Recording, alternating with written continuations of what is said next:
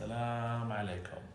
من القصص الطريفة وأيضا اللي نستفيد منها من خلال محاولات الزواج عن طريق السوشيال ميديا. يعني واحد حب يتزوج كمعيار جمال مهم بالنسبة له، كانت هي تصور فقط، ما تصور نفسها، تصور أبناء أخوها، وما شاء الله يقول جدا جميلين وحلوين، فبالتأكيد هي جميلة أيضا. ولما شفتها في الرؤية الشرعية انصدمت أنها غير تماما عن ذلك.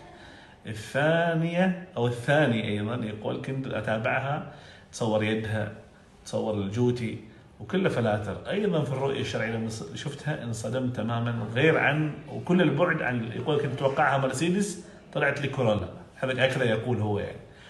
أما الأخيرة كانت تقول أيضا عن طريق الانستغرام أتابعه، وايضا تقدم لي في الرؤيه الشرعيه ما شفته، استحيت اني اشوفه، قد خلاص انا عارفه شكله اساسا، اني اتابع من زمان. في الكوشه لما شفته ما هو هذا ابدا.